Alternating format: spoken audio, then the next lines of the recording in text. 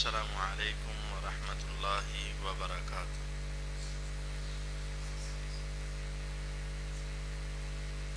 الحمد للہ رب العالمین، والصلاة والسلام علی سید الانبیاء وخاتم المرسلین وعلی آلہ وصحبہ ومن تبعہم اجمعین الی یوم الدین، اما بعد۔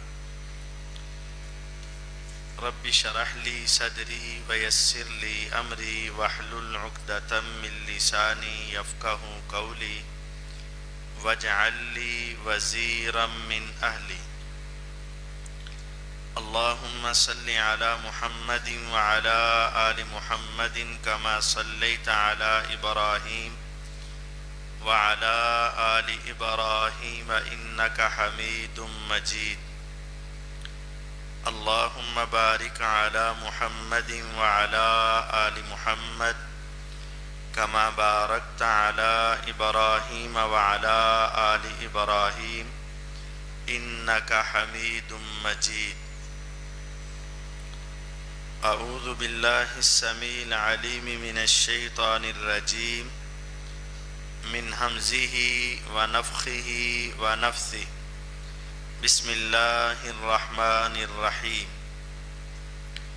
یا ایہا الذین آمنوا ان جاءکم فاسق بنبأ فتبینوا ان تصیبوا قوما بجہالہ فتصبحوا علی ما فعلتم نادمین۔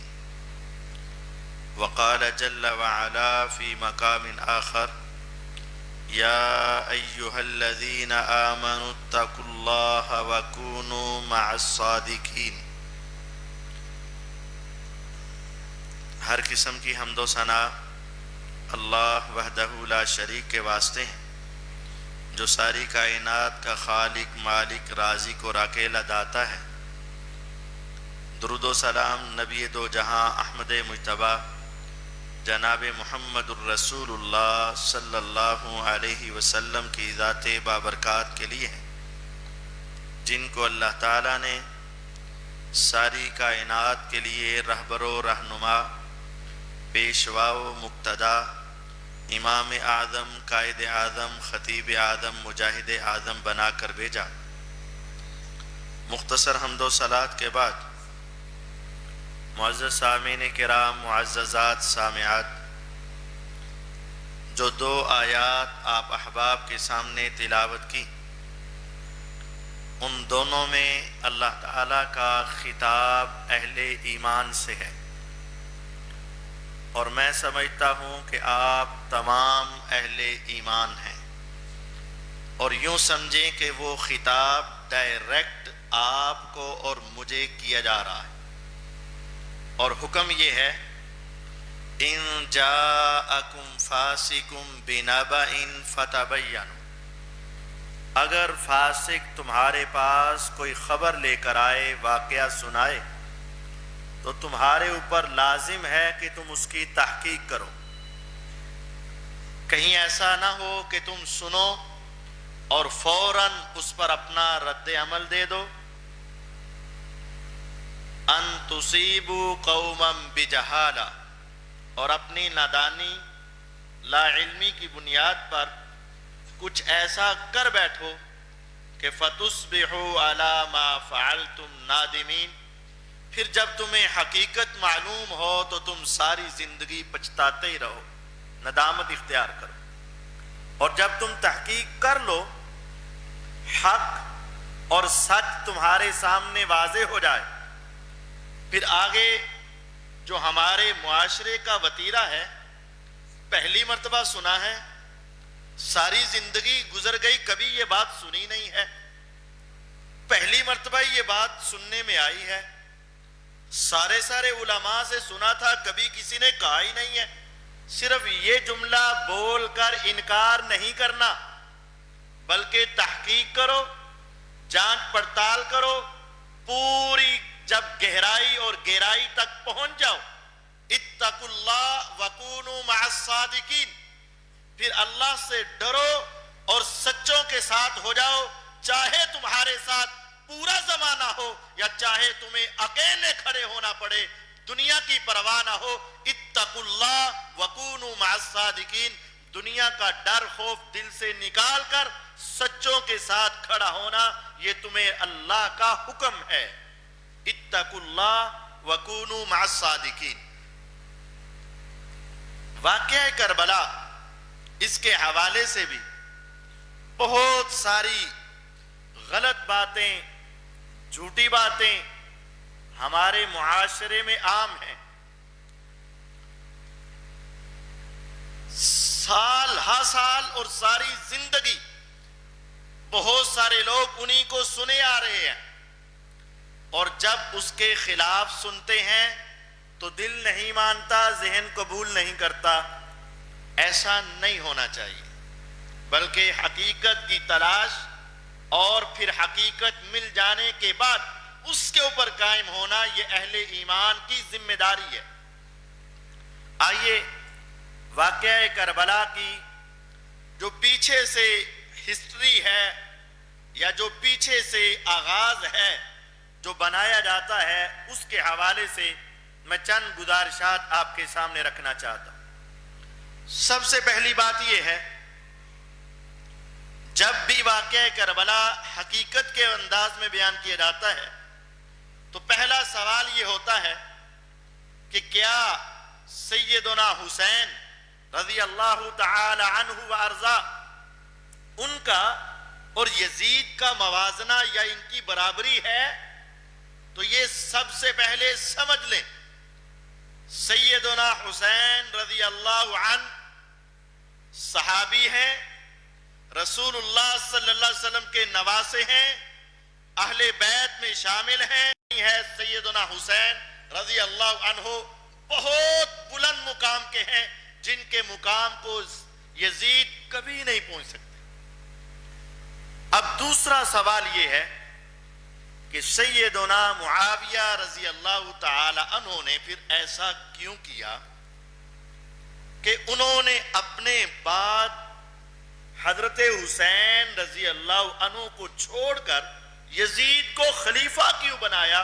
نہ وہ خلیفہ بناتے اور نہ یہ سارا معاملہ ہوتا اور نہ شہادت تک بات پہنچتی۔ یہ ایک پوری تفصیل بتائی جاتی ہے، اور اس کا سارا جرموار، واقعہ کربلا کا سارا قصوروار کسے کہا جاتا ہے؟ سیدنا معاویہ رضی اللہ عنہ کو۔ نہ وہ خلیفہ بناتے، نہ حالات خراب ہوتے، نہ شہادت ہوتی۔ یہ مسئلہ بھی سمجھ لیجئے، شریعت میں خلیفہ بنانے کے لیے کوئی ایک خاص طریقہ متعین نہیں۔ شریعت نے، کتاب و سنت نے خلیفہ بنانے کا حکم دیا ہے، لیکن ایک خاص انداز مقرر نہیں کیا کہ جو اس طریقے سے ہٹ گیا وہ گمراہ ہوا، ایسا نہیں ہے۔ آپ غور کریں، جناب محمد الرسول اللہ صلی اللہ علیہ وسلم جب اس دنیا سے جانے والے تھے، آپ نے کئی اشارے کیے کہ میرے بعد ابو بکر صدیق رضی اللہ عنہ کو خلیفہ بنا لینا، اشارے بہت کیے، مختلف روایات ہیں، حتیٰ کہ آپ نے مصلی امامت بھی ان کے حوالے کیا۔ آپ نے اس عورت سے بھی یہ کہا جس سے آپ نے کہا آئندہ سال آنا، اس نے کہا اگر میں آؤں اور آپ نہ ہو تو، فرمایا ان لم تجدینی فاتی ابا بکر، اگر میں اس دنیا میں نہیں تو ابو بکر کے پاس چلے جانا، میری بات کی ذمہ داری ابو بکر صدیق نبھائیں گے۔ یہ سارے اشارے تھے، لیکن آپ نے یہ الفاظ نہیں بولے کہ میرے بعد مسلمانوں کا خلیفہ ابو بکر صدیق رضی اللہ عنہ ہوگا، یہ نہیں کہا۔ یعنی کیسے سمجھایا؟ اشاروں سے۔ سیدنا ابو بکر صدیق رضی اللہ عنہ خلیفہ بنے، انہوں نے اپنے بعد دو ٹوک الفاظ میں لکھ دیا اور کہہ دیا میرے بعد مسلمانوں کا حکمران اور خلیفہ عمر بن خطاب رضی اللہ عنہ ہوں گے۔ حضور کا عمل اشارے کا ہے، ابو بکر صدیق رضی اللہ عنہ کا عمل ظاہری دو ٹوک الفاظ ہیں. اور جب عمر ابن خطاب رضی اللہ عنہ کو زخمی کیا گیا، انہوں نے اپنے بعد 6 افراد کی ایک ٹیم اور ایک وفد کو متعین کیا اور کہا انہی میں سے کسی کو خلیفہ بنا لو. اب یہ 3 الگ انداز ہو گئے، اشاروں سے واضح الفاظ میں 6 افراد میں سے متعین. اور سیدنا عثمان ابن عفان رضی اللہ تعالی عنہ جب ان کو گھر میں محصور کر دیا گیا اور حالات ان کے سامنے تھے، قتل کی دھمکیاں، اور وہ جان رہے تھے کہ اب یہ مجھے نہیں چھوڑیں گے، اور ان کو یاد تھا رسول اللہ صلی اللہ علیہ وسلم کے فرامین اور آپ کی اپنی شہادت کا معاملہ یاد تھا. لیکن انہوں نے ان پہلے 3 معاملوں میں سے کوئی معاملہ بھی آگے نہیں کیا. نہ اشارہ کیا کہ میرے بعد خلیفہ کون، نہ واضح الفاظ میں کہ میرے بعد خلیفہ کون، نہ 6 افراد میرے بعد خلیفہ کون. اس کا مطلب یہ ہے یہ چوتھا طریقہ ہے. یہ 4 طریقے ہو گئے. رسول اللہ صلی اللہ علیہ وسلم اشارے کر کے گئے، ابو بکر صدیق رضی اللہ عنہ واضح کہہ کر گئے، عمر ابن خطاب رضی اللہ عنہ 6 افراد کو متعین کر کے گئے، عثمان ابن عفان رضی اللہ عنہ نے ان تینوں میں سے کچھ بھی نہیں کیا. تو خلیفے کے انتخاب کے 4 طریقے ہوئے. اس کا مطلب یہ ہے کہ یہ خلیفہ کی خود اپنی ثواب دید پر ہے، حالات جیسے دیکھے آئندہ کے خلیفے کے لیے کچھ فیصلہ کر دے. تو جب یہ خاص طریقہ شریعت نے پابند نہیں کیا تو سیدنا امیر معاویہ رضی اللہ عنہ نے پہلے خلیفہ سیدنا ابو بکر صدیق رضی اللہ عنہ کی سنت پر عمل کرتے ہوئے اپنے بعد نام لے کر حضرت معاویہ رضی اللہ عنہ نے یزید کو خلیفہ مقرر کیا. انہوں نے شریعت کی مخالفت نہیں کی، اسلام کی مخالفت نہیں کی، بلکہ اپنے بعد نام لے کر متعین کرنا یہ ابو بکر صدیق رضی اللہ عنہ کی سنت اور طریقہ تھا. انہوں نے اس پر عمل کیا. یہاں ایک سوال پھر ذہن میں آتا ہے، قاری صاحب انہوں نے متعین تو کیا تھا لیکن اپنا بیٹا تو نہیں کیا تھا نا. انہوں نے تو اپنا بیٹا کر دیا اور خلافت کو ملوکیت کے اندر تبدیل کر دیا. یہ سوال آتا ہے، اس کا جواب بھی سمجھ لیجئے. شریعت کے اندر پورے قرآن میں اور پوری ذخیرہ کتب احادیث میں کسی ایک جگہ بھی شریعت میں باپ کے بعد بیٹے کا خلیفہ بننا غلط نہیں آیا کہ باپ کے بعد بیٹا نہیں بن سکتا. یہ ہماری سوچ ہے، یہ ہماری فکر ہے، یہ ہمارے نظریے ہیں کہ باپ کے بعد بیٹا نہیں، یہ ہماری سوچ ہے. لیکن شریعت میں اس کے کئی دلائل موجود ہیں کہ باپ کے بعد بیٹا خلیفہ بن سکتا ہے. قرآن مجید میں ہے وَوَرِثَ سُلَيْمَانُ داود، سلیمان علیہ السلام اپنے والد گرامی داود علیہ السلام کے وارث بنے. باپ کے بعد بیٹا اس عہدے پر آ گیا. کوئی کہنے والا کہہ سکتا ہے یہ تو پہلی شریعت کی بات ہے. ہم اسے دوسری بات سمجھاتے ہیں. سیدنا علی المرتضی رضی اللہ عنہ کے بعد مسلمانوں کے 5ویں خلیفہ کا نام کیا ہے؟ سیدنا حسن رضی اللہ عنہ. باپ کے بعد بیٹا تو خلیفہ بن گیا نا. اب یہاں وہ کہیں گے کہ بھئی بیٹا تو بن سکتا ہے، بیٹا تو بن سکتا ہے لیکن باپ نے نہیں بنایا. ہم کہتے ہیں وہ جواب ہم پہلے دے چکے ہیں.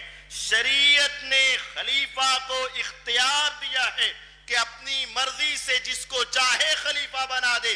جیسے ابو بکر صدیق رضی اللہ عنہ نے اپنے بعد عمر ابن خطاب رضی اللہ عنہ کو بنایا، حضرت امیر معاویہ رضی اللہ عنہ نے اپنے بعد یزید کو بنایا. باپ کے بعد بیٹا بن سکتا ہے، میں بھی حق مانتا ہوں، آپ بھی سچ مانتے ہیں. مسلمانوں کے 5ویں خلیفے کا نام حضرت حسن بن علی رضی اللہ عنہ ہے. اگر وہ 5ویں خلیفہ برحق ہیں اور یقیناً برحق ہیں تو باپ کے بعد بیٹا خلیفہ بننا ہماری نظروں میں درست ہے اور شریعت میں بھی درست ہے، اس وجہ سے باپ کے بعد بیٹا خلیفہ بن جائے گا۔ اب پھر سوال ذہن میں آئے گا، جناب افضل کون ہے؟ حضرت حسین رضی اللہ عنہ، تو افضل کو چھوڑ کر کم فضیلت والے کو کیوں بنایا؟ یہ سوال ذہن میں آئے گا، فضیلت والے کو چھوڑ کر کم فضیلت والے کو کیوں بنایا؟ اس کا بھی جواب سن لیجئے گا۔ رسول اللہ صلی اللہ علیہ وسلم نے اپنی زندگی کے آخر میں جو آخری غزوے کے لیے صحابہ کے ایک قافلے کو روانہ کیا، لشکر کو روانہ کیا، اس لشکر کا نام کیا ہے؟ لشکر اسامہ بن زید رضی اللہ عنہ۔ لشکر اسامہ جو پیغمبر علیہ السلام نے اپنی زندگی کا آخری جہاد کا دستہ روانہ کیا تھا، اس لشکر کا نام لشکر اسامہ۔ وجہ کیا ہے؟ اس لشکر کے امیر اور سپہ سالار اسامہ بن زید بن حارثہ رضی اللہ عنہ تھا۔ اسامہ رضی اللہ عنہ نوجوان تھے، زید بن حارثہ رضی اللہ عنہ کے بیٹے تھے۔ جانتے ہو اس لشکر کے اندر سپاہی کے طور پر کون کون سے افراد شامل تھے؟ پوری امت کا اجماع ہے، افضل البشری بعد الانبیاء ابو بکر صدیق رضی اللہ عنہ، کہ روئے زمین پر نبیوں کے بعد پوری دنیا میں سب سے زیادہ فضیلت کی شخصیت کون ہے؟ ابو بکر صدیق رضی اللہ عنہ ہے۔ اس لشکر کا سپہ سالار اسامہ تھے اور نیچے سپاہی کا نام ابو بکر صدیق رضی اللہ عنہ تھا۔ افضل کون؟ ابو بکر رضی اللہ عنہ۔ عہدہ کس کے پاس؟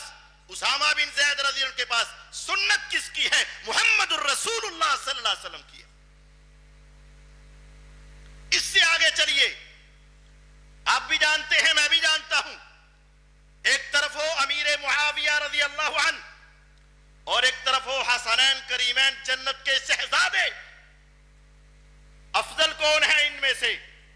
جنت کے شہزادے، حضور کے پھول، میرے آقا کی روح، میرے پیغمبر علیہ الصلوۃ والسلام کے جگر کے ٹکڑے حسنین کریمین رضی اللہ عنہما۔ جنتی نوجوانوں کے سردار کا درجہ اونچا ہے، معاویہ رضی اللہ عنہ کا درجہ نیچا ہے، لیکن جنت کے نوجوان نے، جنت کے نوجوانوں کے سردار سیدنا حسن رضی اللہ عنہ نے اپنا ہاتھ کس کے ہاتھ پہ رکھا؟ معاویہ رضی اللہ عنہ کے ہاتھ پہ۔ خلیفہ کون بنا؟ معاویہ رضی اللہ عنہ۔ مانا کس نے؟ حسن رضی اللہ عنہ نے۔ اور اس کے بعد کس نے مانا؟ حسین رضی اللہ تعالی عنہ نے۔ 20 سال تک حضرت حسین رضی اللہ عنہ افضل ہونے کے باوجود، اعلیٰ ہونے کے باوجود، مرتبے میں بلند ہونے کے باوجود اپنے سے چھوٹے امیر معاویہ رضی اللہ عنہ کو خلیفہ مانتے رہے تھے۔ یہ تو اہل بیت کی سنت ہے کہ افضل کے ہوتے ہوئے مفضول بھی خلیفہ بن سکتا ہے، بڑا بن سکتا ہے۔ اور اگر ان دلائل کی بنیاد پر افضل کے ہوتے ہوئے مفضول بن سکتا ہے تو سیدنا حسین رضی اللہ عنہ کے ہوتے ہوئے یزید بنتا، یہ غلط کیوں ہے؟ اس کی غلطی کی وجہ کیا ہے؟ آگے سے کہا جائے گا حسین رضی اللہ تعالی عنہ کے ہوتے ہوئے یزید خلیفہ درست نہیں ہے۔ کیوں؟ اس کے اعمال درست نہیں ہیں۔ یہ ایک بہت بڑا جھوٹ ہے۔ یقین جانیے، بڑے دو لفظوں میں ان کے اوپر لگنے والے سینکڑوں الزامات کا جواب ہے۔ جاؤ تاریخ کو اٹھاؤ، پوری تاریخ میں 200 سال تک کسی ایک اہل بیت نے یزید کی ذات کے اوپر کردار پہ انگلی اٹھائی ہو، کعبے کے رب کی قسم پیش کر دو، 200 سال تک کسی ایک اہل بیت نے یزید کے کردار کو غلط کہا ہو؟ نہیں ملے گا۔ یہ بات کی کہانیوں میں آپ کو بہت کچھ ملے گا جو ابھی آپ کو میں سنا بھی دوں گا۔ بہرحال حسنین کریمین رضی اللہ عنہما افضل تھے، لیکن خلیفہ کو اختیار ہوتا ہے کہ اپنے بعد کوئی فیصلہ کر دے۔ حسنین کریمین رضی اللہ عنہما افضل تھے، لیکن افضل کے ہوتے ہوئے کم درجے والا بھی خلیفہ بن سکتا ہے۔ حسنین کریمین رضی اللہ عنہما جنتی نوجوانوں کے سردار ہیں، لیکن ان کے ہوتے ہوئے بھی کم درجے والے کا خلیفہ بنانا حضور کی پیشین گوئی ہے کہ میرا یہ بیٹا حسن رضی اللہ عنہ بڑا ہو کر سردار ہوگا اور مسلمانوں کی دو جماعتوں کے درمیان صلح کروائے گا۔ آپ تعریف کر رہے ہیں اور اس تعریف میں یہ بات شامل ہے کہ یہ اپنی خلافت چھوڑ کر اپنے سے کم درجے والے کو خلافت دے گا۔ اگر یہ غلط ہوتی تو حضور اس کی تعریف نہ کرتے۔ اب جب یزید کو خلیفہ بنایا اس کا نتیجہ اچھا نہیں نکلا جی۔ یہی تو ہم کہنا چاہتے ہیں، اللہ کے سوا کوئی غیب جاننے والا نہیں ہے۔ دلوں کے رازوں کو نہ تم جانتے ہو نہ میں جانتا ہوں۔ ہمارے اوپر لازم ہے کہ ہم حسن ظن رکھیں۔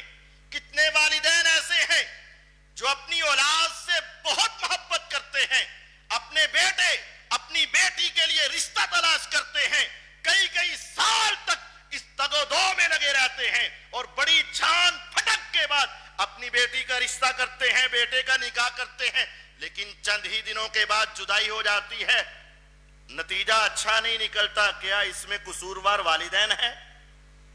کیا غلطی والدین کی ہے؟ نہیں، ارادہ اچھا تھا لیکن آگے نہیں چل سکا۔ ان کی نیت کے اوپر کوئی حملہ نہیں کیا جا سکتا۔ امیر معاویہ رضی اللہ کا ارادہ اچھا تھا کہ 20 سال تک پوری امت اکٹھی ہو چکی ہے، اب میں ان کو اکٹھا ہی چھوڑ کے جاؤں تاکہ دوبارہ یہ شیرازہ بکھر نہ جائے۔ ارادہ اچھا تھا، آگے اچھا نکلا یا نہیں نکلا اس کی وجہ سے امیر معاویہ رضی اللہ کے اوپر تان نہیں کیا جا سکتا۔ اب یزید کو جب خلیفہ بنا دیا گیا، اب اس کی خلافت کو کس کس نے مانا اور کس کس نے نہیں مانا؟ پورے مدینے میں، پورے مکہ میں صرف 2 افراد کے سوا پورا مدینہ یزید کی بیعت کر چکا تھا اور پورا مکہ یزید کی بیعت کر چکا تھا۔ آپ یوں سمجھیں 100 بندہ ہو، اس میں سے ایک بندے نے بیعت نہیں کی، 99 نے بیعت کر لی، کس کو معتبر سمجھا جائے گا؟ ایک نہ کرنے والے کو یا 99 کو؟ 1000 بندہ ہو، اس میں سے صرف 2 نے بیعت نہیں کی، 10,000 بندہ ہو، صرف 2 نے بیعت نہیں کی، 20,000 افراد ہو، صرف 2 افراد نے بیعت نہیں کی۔ اس وقت مکے اور مدینے کی آبادی کے اعتبار سے 1 لاکھ کے قریب صحابہ اور تابعین موجود تھے، صرف 2 نے بیعت نہیں کی، باقی سب نے بیعت کی تھی۔ میں پوچھنا یہ چاہتا ہوں، اگر سب نے بیعت کی ہے، ان میں صحابہ ہیں، ان میں تابعین ہیں، ان میں اہل بیت ہیں، ان میں عبداللہ بن عباس رضی اللہ عنہ ہیں، ان میں جعفر بن ابی طالب، عبداللہ بن جعفر رضی اللہ عنہ ہیں، ان میں محمد بن حنفیہ حضرت علی رضی اللہ کے بیٹے اور حضرت حسین کے سگے بھائی ہیں، ان سب نے بیعت کر لی ہے۔ کیا یہ ڈر سے بیعت کر رہے تھے؟ کیا یہ غلط بیعت کر رہے تھے؟ 1 لاکھ کے قریب صحابہ و تابعین بیعت کر رہے ہیں، صرف 2 افراد نے بیعت نہیں کی، تو کیا یہ غلط ہو رہا تھا؟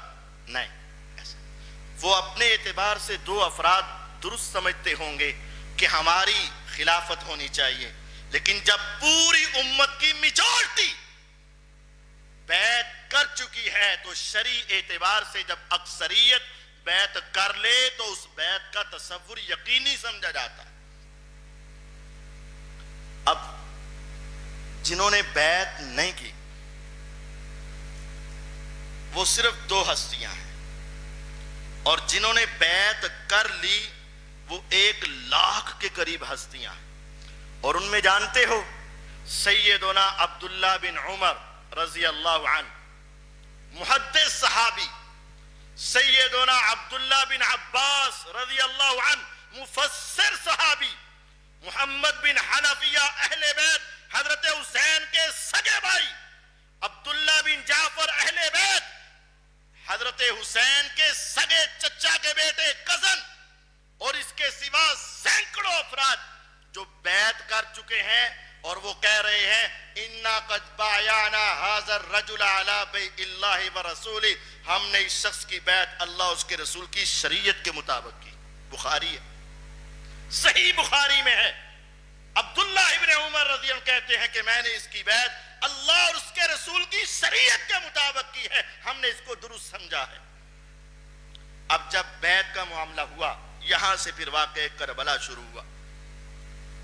سیدنا حسین رضی اللہ تعالی عنہ انہوں نے یہ کہا، اور جو باتیں میں کہوں گا انشاءاللہ پوری تصدیق کے بعد اور دلائل اور حوالے کے ساتھ، یہ دو کتابیں میں نے یہاں رکھی ہیں، ایک الارشاد ہے، یہ شیعہ کے بہت بڑے محقق شیخ مفید کی ہے، اور ایک الاحتجاج ہے جو ان کے بہت بڑے محدث کی کتاب ہے، اور ان دو کتابوں کا انکار وہ کبھی نہیں کر سکتے۔ اکثر باتیں وہ ہوں گی جو ان کتابوں میں تسلیم شدہ ہوں گی، ہماری کتابوں میں تو ہیں ہی ہیں، اہل سنت کے دلائل تو ہیں ہی ہیں، لیکن ان کتابوں میں بھی موجود ہوں گی، جو شخص دیکھنا چاہے تصویر لینا چاہے لے لے۔ حضرت حسین رضی اللہ تعالی عنہ مدینہ طیبہ میں تھے، ولید بن عتبہ اس وقت مدینہ کے گورنر تھے۔ ولید بن عتبہ نے حضرت حسین رضی اللہ عنہ سے کہا بیعت، کہا میرے جیسا شخص چھپ کر بیعت نہیں کرتا، میں کل مجمع عام میں سب کے سامنے بیعت کروں گا۔ یہ الفاظ ہیں، میرے جیسا شخص چھپ کر بیعت نہیں کرتا، میں مجمع عام میں بیعت کروں گا، کیا تم اس کو پسند کرو گے؟ انہوں نے آگے سے کہا کیوں نہیں، ہم تو چاہتے ہی یہ ہیں کہ آپ سب کے سامنے بیعت کریں۔ یہ الفاظ موجود ہیں۔ اب ایمان سے بتائیے گا حضرت حسین رضی اللہ عنہ سچے ہیں کہ نہیں؟ اگر کوئی شخص کہے کہ نہیں، اس کا اپنا ایمان گیا، اور جب وہ مانے کہ وہ سچے ہیں تو اس کا مطلب ہے کہ وہ بیعت کرنے کے لیے تیار ہو چکے تھے، اگرچہ ہوئی نہیں لیکن تیار ہو چکے۔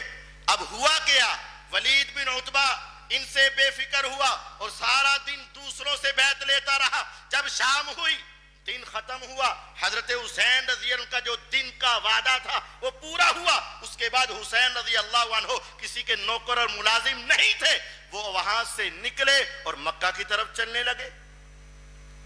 جب مکہ کی طرف چلنے لگے تو کیا کسی نے روکا؟ جی ہاں روکا۔ کیا کسی نے مکہ جانے سے یا کسی اور جگہ جانے سے روکا؟ جی ہاں روکا۔ کس نے روکا؟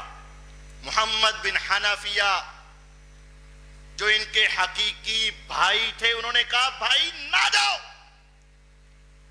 حضرت حسین رضی اللہ عنہ نے کہا میں ضرور جاؤں گا، کیونکہ میرے پاس کوفیوں کی طرف سے خط آ رہے ہیں۔ کہا میں تمہیں یہ نصیحت کرتا ہوں، میں تمہیں یہ نصیحت کرتا ہوں کہ اگر تم نے یہاں سے جانا ہے تو مکے میں جا کے رک جانا، آگے نہیں جانا، آگے نہیں جانا۔ کون روک رہا ہے؟ محمد بن حنفیہ۔ اگر وہ کفر کو مٹانے جا رہے تھے، اسلام کو غالب کرنے جا رہے تھے، محمد بن حنفیہ کو روکنا چاہیے تھا کہ ساتھ چلنا چاہیے تھا؟ ساتھ چلنا چاہیے تھا۔ اہل بیت ہے۔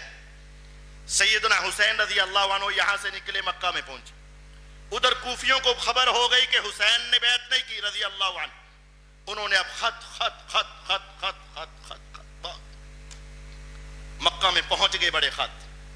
اب حسین رضی اللہ تعالی عنہ یہاں سے کوفہ کی طرف جانے کے لیے تیار ہو گئے۔ اب یہاں ایک بہت بڑا اہم پوائنٹ ہے، کیا حسین رضی اللہ تعالی عنہ اپنی بیعت لینے کے لیے جا رہے تھے؟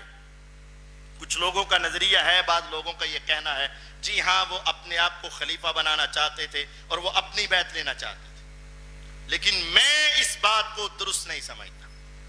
میں یہ سمجھتا ہوں کہ سیدنا حسین رضی اللہ عنہ جیسی شخصیت جب امت اکٹھی ہو گئی ہے توڑ نہیں سکتے، تو پھر کیا کرنے جا رہے تھے؟ میں یہ سمجھتا ہوں کہ وہ اپنے بڑے بھائی کی سنت پر عمل کرنے جا رہے تھے۔ بڑے بھائی کی سنت پر عمل کا کیا مطلب ہوا؟ حضرت حسن رضی اللہ عنہ نے پورے کوفے عراق سے بیعت لی اور سب کو کہا کہ میں جو فیصلہ کروں گا تمہیں منظور؟ انہوں نے کہا منظور۔ اور انہوں نے جا کر وہ بیعت حضرت معاویہ رضی کے ہاتھ پہ رکھ دی. میں یہی سمجھتا ہوں کہ وہ اپنے بڑے بھائی کی سنت پر عمل کرنے کے لیے کوفے کی طرف روانہ ہو رہے تھے اور ان سب کی بیعت لے کر یزید کے ہاتھ پہ رکھ کے امت کو دوبارہ جوڑنا چاہ رہے تھے. آپ کہیں گے آپ نے یہ بات کہاں سے نکال لی؟ ہاں ہمارے پاس دلائل ہیں. جب حضرت حسین رضی اللہ عنہ مکہ سے کوفہ جانے کی تیاری کر رہے ہیں، یزید نے خط لکھا عبداللہ بن عباس رضی اللہ عنہ کی طرف. طبقات الکبریٰ حوالہ ابھی یہاں موجود ہے. یزید نے خط لکھا کہ آپ ان کو روکیے، یہ کیوں ایسی معاملات کر رہے ہیں؟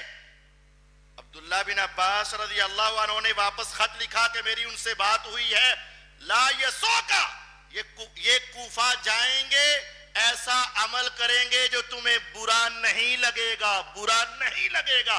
اگر وہ اپنی بیعت لیتے یزید کو برا لگتا، وہ کہہ رہے ہیں یہ تجھے برا نہیں لگے گا، اس کا مطلب ہے کہ وہ اپنی ذاتی بیعت نہیں کروانا چاہتے تھے.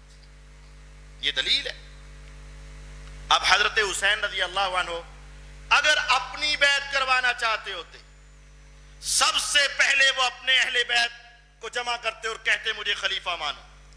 اس کے بعد اپنے بھائی بہن بیٹے بیٹیاں رشتہ داروں کو بلاتے اور کہتے اہل بیت مانو. اور حضرت حسین رضی اللہ تعالیٰ عنہ مکہ سے کوفہ کی طرف کب روانہ ہوئے؟ 8 ذوالحجہ کو. 8 ذوالحجہ کو جب ساری دنیا سے آئے ہوئے افراد کہاں جا رہے ہیں؟ میدان مینا میں جا رہے ہیں. اور حضرت حسین رضی اللہ عنہ یہاں سے کوفہ جا رہے ہیں. ذرا سمجھداری کا مظاہرہ کیجئے. اگر انہوں نے اپنے آپ کو خلیفہ بنانا ہوتا تو وہ یہاں سے اٹھتے اور مینا میں جاتے.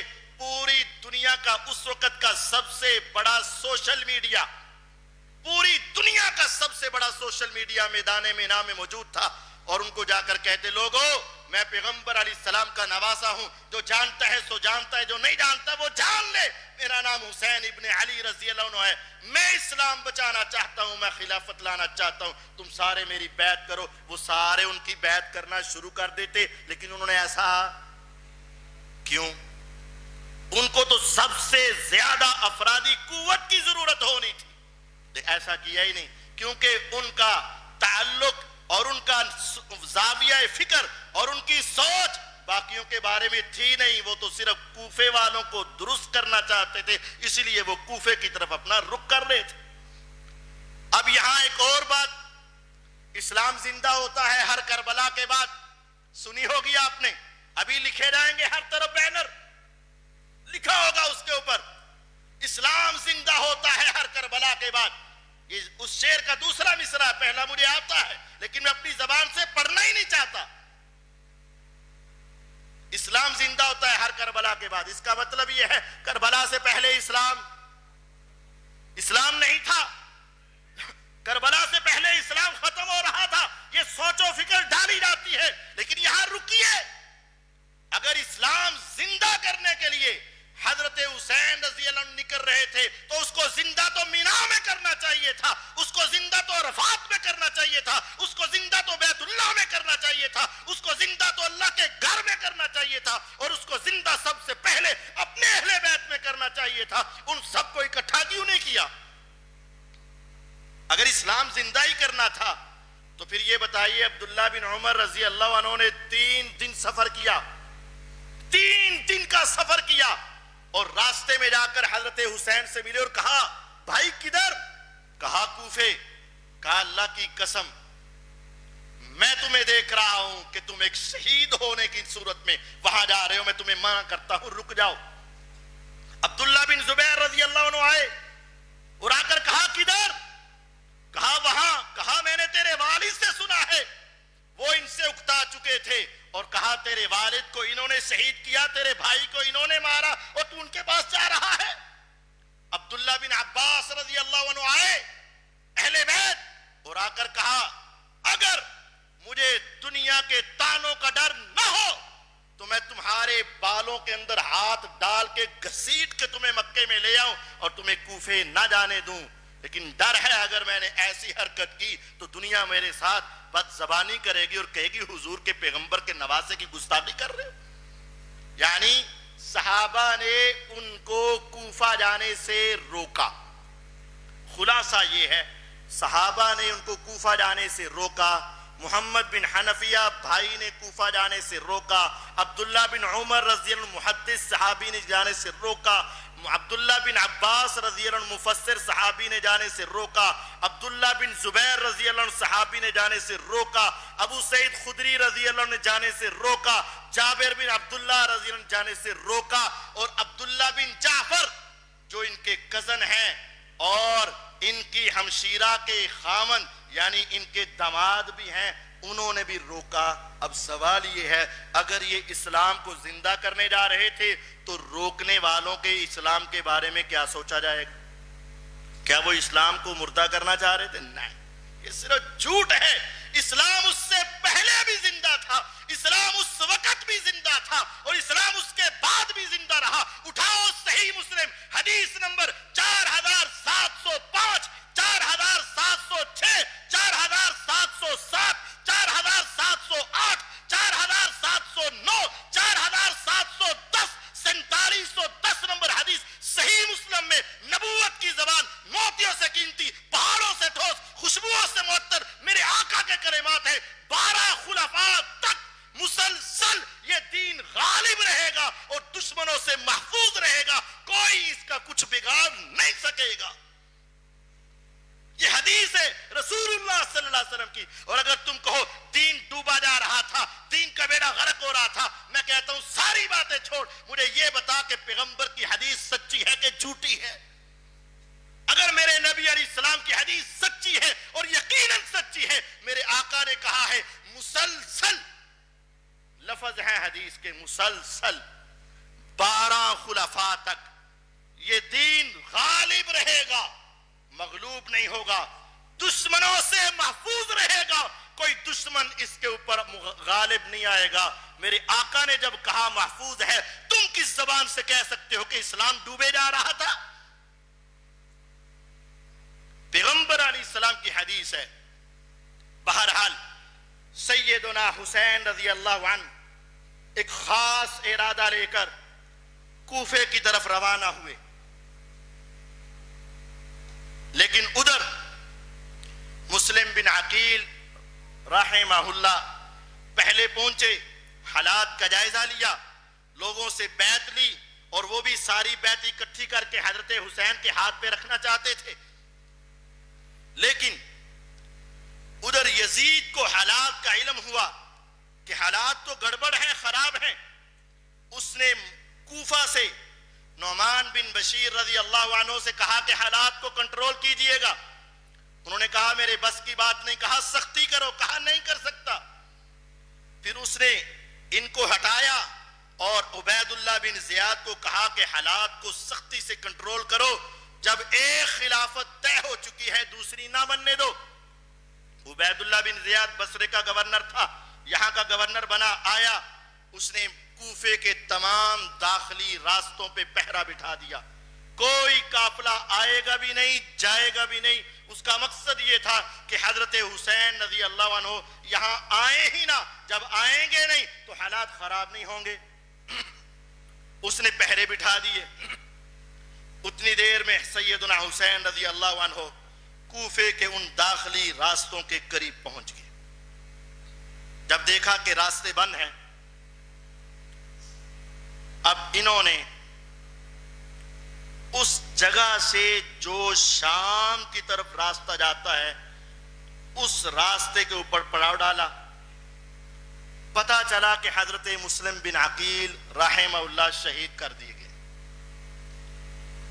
کتاب ان کی ہے, ہماری کتاب تاریخ طبری میں صحیح سند سے ہے, ان کی کتاب میں بھی ہے. سیدنا حسین رضی اللہ عنہ نے واپسی کا ارادہ کر لیا. اگر وہ شہید کر دیے گئے, میرا مقصد تو فوت ہو گیا, میں واپس جانا چاہتا ہوں. اب ہوا کیا, جب بھائیوں نے سنا کہ ہمارا بھائی مسلم بن عقیل شہید کر دیا گیا, انہوں نے کہا ہم اپنے بھائی کا بدلہ لیے بغیر نہیں جائیں. سیدنا حسین رضی اللہ عنہ نے کہا واپس چلتے ہیں، ایک شہید ہو گیا، زیادہ قتل و غارت ہوگی نہیں کرنی. لیکن بھائیوں کو غیظ و غضب تھا اپنے بھائی کے غم کے اندر، انہوں نے کہا بدلہ لے کر جائیں گے. پھر حضرت حسین رضی اللہ عنہ نے بھی کہا کہ ٹھیک ہے میں تمہارے ساتھ ہوں، لیکن حالات دیکھ لو. اتنے میں ادھر سے افراد آنے شروع ہوئے اور مذاکرات شروع ہوئے، اور سیدنا حسین رضی اللہ عنہ آہستہ آہستہ رفتہ رفتہ اس علاقے کی طرف بڑھ رہے ہیں جو یزید کے پاس جاتا ہے. تو وہاں فرات دریا آ گیا. بستی نینوا ہے جہاں یونس علیہ السلام مبعوث ہوئے. فرات دریا ہے، اس کے کنارے پہ رکے تو عبید اللہ بن زیاد کی فوج آئی اور مذاکرات شروع ہوئے. اور حسین رضی اللہ عنہ کو کہا کہ آپ عبید اللہ بن زیاد کے پاس جائیں اور ان سے بات کریں. عبید اللہ بن زیاد نے اپنے پاس بلانے کا ارادہ کیا. سیدنا حسین رضی اللہ عنہ نے اس وقت ان کے سامنے 3 شرطیں رکھ دی. یہ بات پورے واقعے کا ماخذ ہے اور پورے واقعے کی ریڑھ کی ہڈی ہے. سیدنا حسین رضی اللہ عنہ وارضا آگے جانے کی کوشش کرتے ہیں یزید کے پاس تو روک دیا گیا. پیچھے جانے کی کوشش کرتے ہیں تو روک دیا گیا. کوفے جانے کی کوشش کرتے ہیں تو روک دیا گیا. آپ نے کہا میرے ساتھ مذاکرات کرو اور 3 باتوں میں سے کوئی طے کر لو. کون سی باتیں؟ کہا پہلی بات میں جہاں سے آیا ہوں مجھے واپس جانے دو. دوسری بات مجھے ادھر سے ہی کسی سرحد پہ بھیج دو، میں دشمنوں سے جہاد کرتا ہوا شہید ہو جاؤں. تیسری بات کعبے کے رب کی قسم اس کتاب میں بھی موجود ہے اور ہمارے اہل سنت کی کتاب میں بھی موجود ہے، کہا مجھے امیر المومنین یزید کے پاس بھیج دو، میں اپنا ہاتھ اس کے ہاتھ پہ رکھ کے اپنے آپ کو ان کے تابع کرنا اور یزید کو اپنا خلیفہ ماننے کے لیے تیار ہو چکا. اب یہ 3 شرطیں ذرا سمجھ لے. کہا مجھے واپس جانے دو. اگر یہ کفر اور اسلام کا مارکا تھا، اہل بیت کبھی بھی میدان سے بھاگ نہیں سکتے، میدان سے واپس نہیں جا سکتے. اگر انہوں نے کہا کہ مجھے واپس جانے دو، یہ دلیل ہے یہ کفر اسلام کا مارکا نہیں تھا. کہا مجھے سرحدوں پہ جانے دو تاکہ کفار سے لڑائی کر کے میں شہید ہو جاؤں. اس کا مطلب ہے وہ سامنے والوں کو کافر نہیں سمجھتے تھے، ورنہ انہی سے لڑ کر شہید ہو جاتے. سرحدوں پہ جانے کی ضرورت کیا ہے؟ تیسری بات مجھے امیر المومنین، یہ لفظ ہے امیر المومنین کے، مومنوں کے خلیفہ، مومنوں کے حکمران، مومنوں کے امام، مومنوں کے امیر یزید کے پاس جانے دو. میں اپنا ہاتھ اس کے ہاتھ پہ رکھ کے اس کی بیعت کرنا چاہتا ہوں. اگر تم اس کو کافر کہتے ہو، اگر تم اس کو اسلام کا دشمن کہتے ہو، کیا تیرا ایمان یہ گوارا کرتا ہے کہ اہل بیت کا سردار، اہل بیت کا بڑا عظیم شخص حسین رضی اللہ عنہ کسی کافر کے ہاتھ پہ بیعت کر لے؟ کسی غیر کے ہاتھ پہ بیعت کرنا اہل بیت کی ہمت ہے ہی نہیں، ان کی نشانی ہے ہی نہیں. یہ 3 شرطیں پیش کی. قاصد یہ شرطیں لے کر عبید اللہ بن زیاد کے پاس گیا. عبید اللہ بن زیاد نے کہا ھذا کتاب ناسخ، یہ تو بڑے خیر خواہ انسان کی بات ہے، تینوں میں سے جو چاہیں وہ قبول کریں، وہ رسول اللہ صلی اللہ علیہ وسلم کے نواسے ہیں، ہمیں منظور ہے. لیکن قریب بیٹھا ایک بد نصیب اور بدبخت شمر ذل جوشن بولا. اب یہاں سے عبید اللہ کی بربادی شروع ہوتی ہے. پہلے اس نے کہہ دیا تھا ہاں وہ تو نواسہ رسول ہیں، تینوں میں سے کوئی بات بھی مان لے ہمیں قبول ہے. لیکن پاس بیٹھے چمچے کڑچھے شمر ذل جوشن نے کہا نہیں نہیں نہیں نہیں، جب تک وہ آپ کو گرفتاری نہیں دیتے اس وقت تک نہیں ہوگا. ہاں وہ گرفتاری دے دیں، اس کے بعد 3 باتوں میں سے دیکھا جائے گا، لیکن آپ کے پاس آنے کے بغیر ادھر سے ہی فیصلہ ہو جائے یہ منظور نہیں ہے. اب عبید اللہ کا بھی دماغ خراب ہوا اور اس نے کہا ٹھیک ہے چل تو جا اور ان کو لے کر آ. اب وہاں کہانی کیا ہوئی؟ شمر نے ایسا کیوں کہا اور اس کے ساتھیوں نے ایسا کیوں کہا؟ کیونکہ حضرت حسین رضی اللہ عنہ کے پاس جو خط تھے جن کی تعداد کثیر تھی، ان خطوں کے اندر ان کے نام شامل تھے اور لکھا ہوا تھا ہم یزید کو خلیفہ نہیں مانتے، ہم نہیں مانتے، ہم نہیں مانتے، ہم نہیں مانتے، تم آ جاؤ. انہوں نے سوچا اگر یہ سیدھے یزید کے پاس پہنچ گئے اور وہاں جا کر خط دکھا دیے تو پریشانی تو پھر ہمیں ہوگی. کسی بھی صورت یہ یزید کے پاس نہیں جانے چاہیے اور ان سے پہلے یہ سارے خطوط چھین لینے چاہیے تاکہ ہمارے خلاف ایویڈنس جو ہیں وہ سارے ختم ہو جائیں، ساری جو شہادتیں ہیں وہ ختم ہو جائیں. اب انہوں نے جا کر ان سے شہادتیں لینی چاہیے، خط لینے چاہیے، باتیں کرنی چاہیے. اب وہاں کیا ہوا؟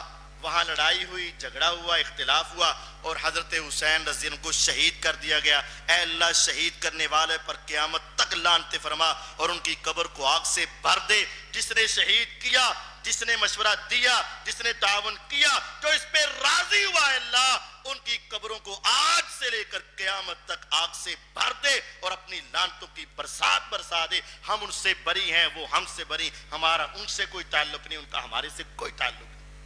لیکن اب یہاں جو ساری کہانیاں سنائی جاتی ہیں نا، وہ ایک لمبا واقعہ، ایک آیا، دوسرا آیا، تیسرا آیا، چوتھا آیا، اس نے کہا، اس نے کہا، اس نے کہا، اس نے کہا، وہ پھر لڑائی شروع ہوئی، یہ پہلے یہ شہید ہوا، پھر یہ شہید ہوا، پھر یہ فوت ہوا، یہ فوت ہوا، یہ پہلے یہ گھوڑا مرا، یہ پوری تفصیل، پوری کہانی بنا کر یہ کسی جگہ بھی ثابت نہیں. سب سے پہلے واقعہ کربلا کی تفصیل پر جو کتاب لکھی گئی اس دنیا میں وہ مقتل الحسین ہے اور اس کا لکھنے والا ابو مخنف لوط بن یحییٰ کذاب ہے. یہ تو اس وقت پیدا بھی نہیں ہوا تھا جب یہ واقعہ کربلا ہو چکا تھا. اس نے کیسے دیکھا، اس کو کیسے پتا چلا، اس کو کیسے معلومات آئی؟ سب جھوٹ بولنے والا ہے. اور امت کے سارے محدثین اس بات پر متفق ہیں کہ یہ دنیا کا بہت بڑا جھوٹا انسان ہے. اس نے یہ ساری کہانی گھڑی اور آگے آگے ساری سنا دی اور ہمارے لوگوں نے مان لی. یہ بات برحق ہے، شہادت ہوئی. یہ بات درست ہے کہ 10 محرم کو ہوئی. یہ بات درست ہے کہ مظلومانہ ہوئی.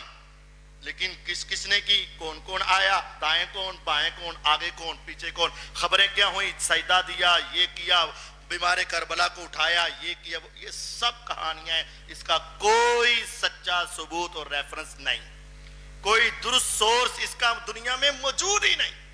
اب دیکھیں دو باتیں، ایک ہے ظالمین لعنت اللہ علیہم اجمعین، ایک ہے مظلومین رحمت اللہ علیہم اجمعین. ظالمین پر ہمیں یقین نہیں، مظلومین نے واقعہ کربلا سنایا نہیں، تو ہمیں پتہ کیسے چلے گا؟ ظالمین پر ہمیں یقین نہیں، مظلومین نے ڈائریکٹ ہمیں یہ واقعہ بتایا نہیں، تو یہ تفصیلات ہمیں کہاں سے ملیں گی؟ نہیں مل سکتی.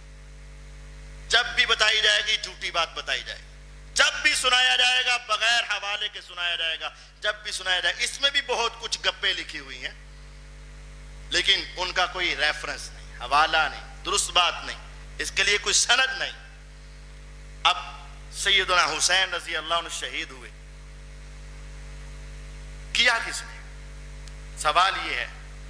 نام بندے کا معلوم نہیں لیکن گروہ کا علم ہے، پورے اس جتھے کا علم ہے اور اہل بیت کی زبانی ہے، اور جنہوں نے آنکھوں سے یہ واقعہ دیکھا ہے ان کی شہادت ہے. انہوں نے واقعہ نہیں سنایا لیکن انہوں نے یہ ضرور بتایا ہے کہ تم ہمارے قاتل ہو. بس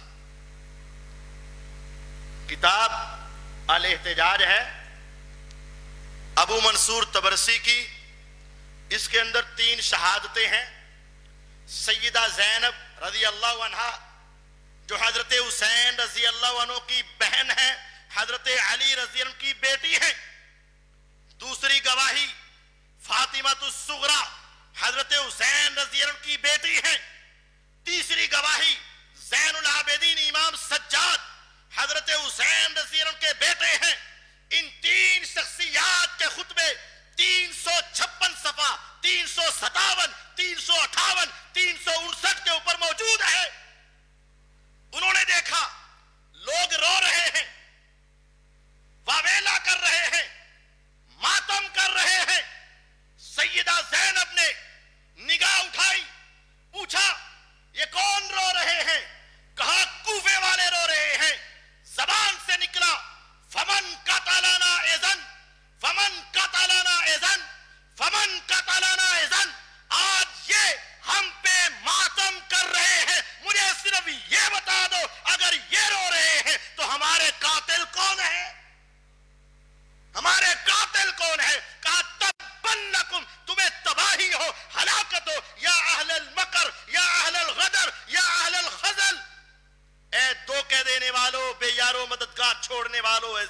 کرنے والو فَابْكُوا فَأَنْتُمْ أَحْرَىٰ بِالْبُكَاءِ، روو اور تم ہمیشہ رونے کے ہی زیادہ حقدار ہو۔ میں یہ سمجھتا ہوں ان کی دعا قبول ہوئی اور آج تک یہ سلسلہ جاری ہے۔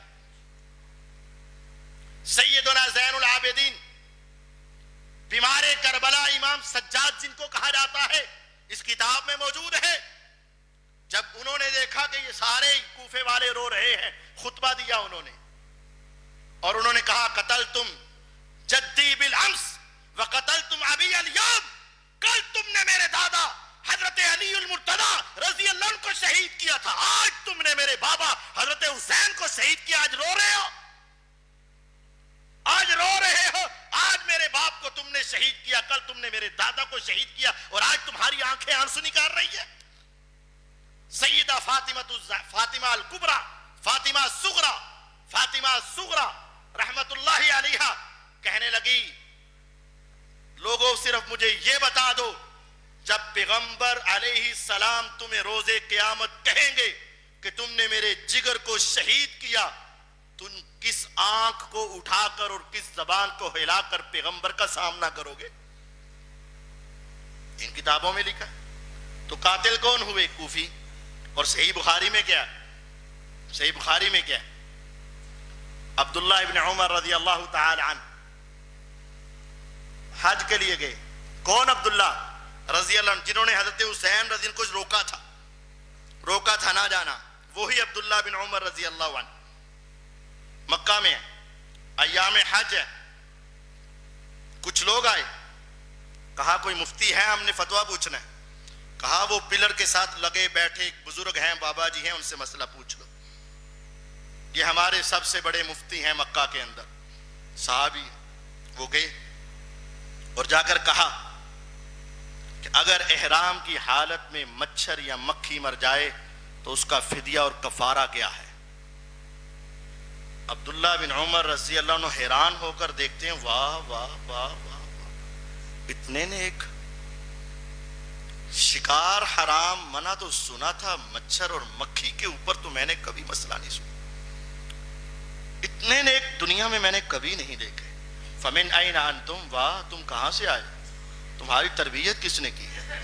کہنے لگے نحن من العراق، سینہ تان کے کہا انہوں نے ہم عراق سے آئے ہیں۔ کہا اللہ کی بربادی ہو، لعنت اللہ علیکم، اللہ کی لعنت ہو تمہارے اوپر، قتلتم ابن رسول اللہ صلی اللہ علیہ وسلم، پیغمبر کے نواسے کو شہید کیا، تمہیں کچھ تکلیف نہ ہوئی، آج مچھر یا مکھی مر جائے فتویٰ پوچھتے ہو، نکل جاؤ، میں تمہیں مسئلہ بتانے کے لیے تیار ہی نہیں۔ صحیح بخاری ہے۔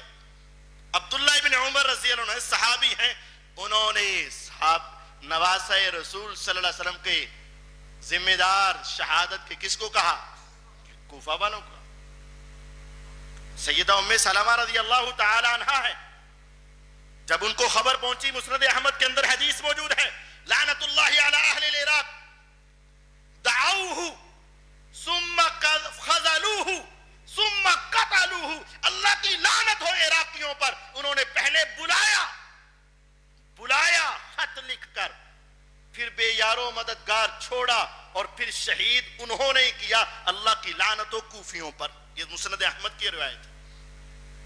تو یزید شام کا رہنے والا تھا، اس کے بارے میں نہ صحابہ نے کہا، نہ صحابیات نے کہا، نہ اہل بیت نے کہا، کسی نے اس کو قاتل نہیں کہا، بلکہ اس کتاب کے اندر بھی ان کے قاتل کوفے والوں کو قرار دیا گیا۔ اور کوفے والے بھی کون؟ جنہوں نے خط لکھے تھے، خط عبید اللہ بن زیاد خود نہیں، جنہوں نے خط لکھے تھے وہ کوفے والے۔ آخری بات کروں، وقت کافی ہو چکا ہے۔ ایک سوال بہت ہوتا ہے، اچھا آپ کی ساری باتیں ٹھیک ہوں گی، لیکن یہ بتاؤ آخر وہ خلیفہ تھا، اس نے بدلہ کیوں نہیں لیا؟ آخر وہ حکمران تھا، بدلہ کیوں نہیں لیا؟ یہ سوال بہت ہوتا ہے۔ اس کے 3 جواب ہیں، بڑے اختصار سے سنانا چاہتا ہوں۔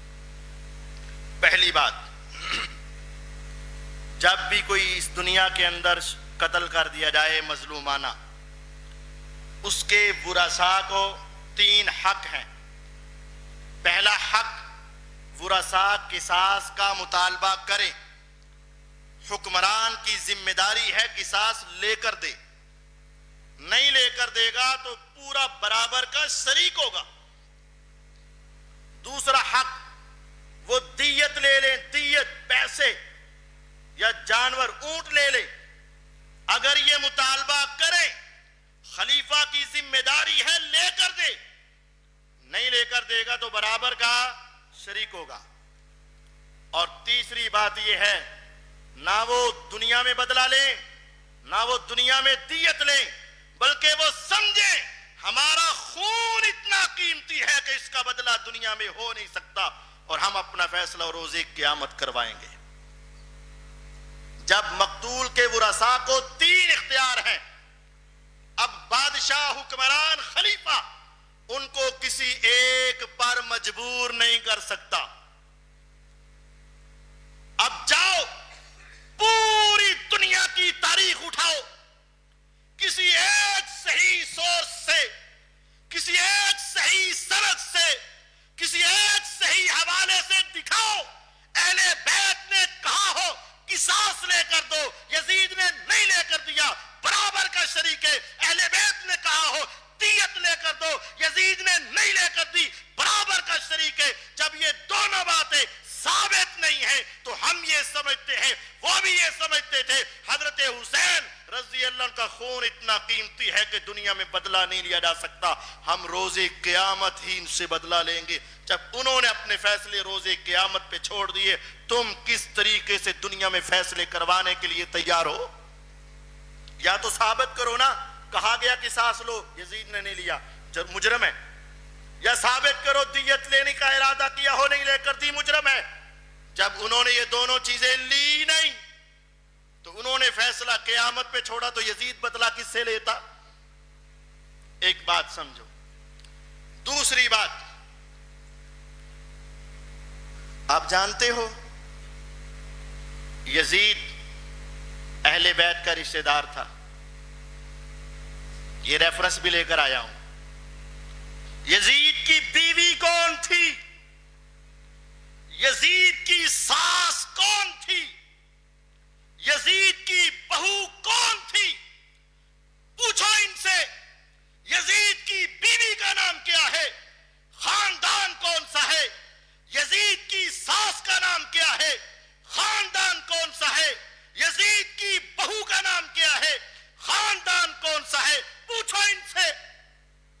نہیں بتائیں گے، میں تمہیں بتاؤں گا. اٹھاؤ تاریخ دمشق کو. یزید کی بیوی وہ ہے جو عبداللہ بن جعفر کی بیٹی ہے، حضرت حسین کے کزن کی بیٹی ہے، اہل بیت کی بیٹی ہے، یزید کی بیوی ہے، ام محمد اس کا نام ہے. یہ تو اہل بیت کا داماد ہے. اہل بیت کے گھر میں اس کی شادی ہوئی. حضرت جعفر طیار رضی اللہ عنہ کون ہے؟ حضرت علی رضی اللہ عنہ کے بڑے بھائی ہیں. ان کے بیٹے کا نام عبداللہ ہے، عبداللہ کی بیٹی کا نام ام محمد ہے، ام محمد کے خاوند کا نام یزید ہے. اب جب یزید اہل بیت کا داماد ہے تو وہ بھی تو حقدار تھا نا کہ بدلہ لے. لیکن اہل بیت کی اتنی قربت کے باوجود انہوں نے کیوں نہیں کہا کہ بھئی تو بدلہ کیوں نہیں لیتا؟ اب ساس کون ہے؟ عبداللہ بن جعفر کی بیوی کا نام کیا ہے جو ساس ہے؟ بیوی کا نام زینب بنت علی رضی اللہ عنہ ہے. سنو سنو، عبداللہ بن جعفر کی بیوی سیدنا عبداللہ بن جعفر رضی اللہ عنہ کی بیوی کون ہے؟ سیدنا علی رضی اللہ عنہ کی بیٹی، حسین کی بہن سیدہ زینب. یہ یزید کی ساس لگتی ہیں جو حسین رضی اللہ عنہ کی بہن ہے. ساس سی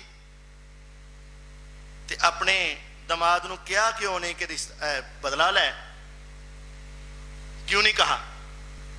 ساس سے بڑھ کر قریبی رشتہ کون ہے؟ بیوی وہ ہے جو اہل بیت کی بیٹی ہے.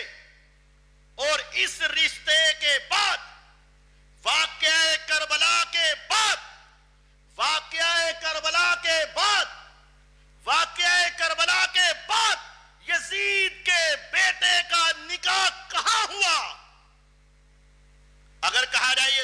دار تھا. پھر اس کے بعد اگر اہل بیت اپنی بیٹی یزید کے بیٹے کو دے تو عقل مانتی ہے, اور اگر دے رہے ہیں تو اس کا مطلب ہے کہ وہ یزید کو ذمہ دار نہیں ٹھہراتے. اٹھاؤ تاریخ دمشق ہے, نفیسہ یا نفیسہ جس کا نام ہے عبید اللہ بن عباس کی بیٹی ہے, خالد بن یزید بن معاویہ کی بیوی ہے, یزید کے بیٹے کا نام خالد ہے, خالد کی بیوی اہل بیت کی بیٹی ہے, اور یہ واقعہ کربلا کے بعد نکاح ہوا ہے. اگر تم یزید کو ذمہ دار کہو گے پھر میں اہل بیت کے بارے میں پوچھوں گا, انہوں نے حضرت حسین کے قاتل کو اپنی بیٹی کیوں دی؟ کیوں دی ان کو اپنی بیٹی؟ اس کا مطلب یہ ہے کہ یہ قوی دلیل ہے کہ وہ یزید سے نالا نہیں تھے, یزید سے ناراض نہیں تھے, یزید کے بارے میں ان کو شکوک و شبہات نہیں تھے. اگر شکوک و شبہات ہوتے بیوی اپنے واپس چلی جاتی, اگلی بیٹی کا نکاح نہ ہوتا. ان کا نکاح ہونا اور اس بیوی کا اس نکاح میں رہنا اس بات کی دلیل ہے کہ وہ یزید سے ناراض نہیں تھے.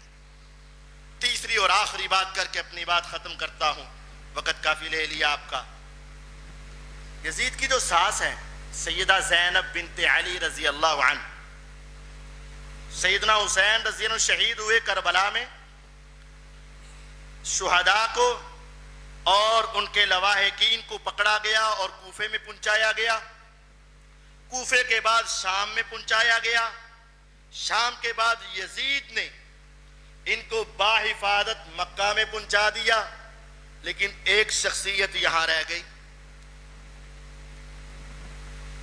اور بعض روایات کے مطابق چلی گئی اور پھر واپس آ گئی, جس کا نام سیدہ زینب بنت علی اخت حسین رضی اللہ عنہما ہے, اور ساس ہیں یزید کی. یہ یہاں ہی رہ گئیں یا گئی تو واپس آ گئی, اور آ کر پھر ساری زندگی یہاں رہی, حتیٰ کہ ان کی وفات بھی دمشق میں شام میں ہوئی.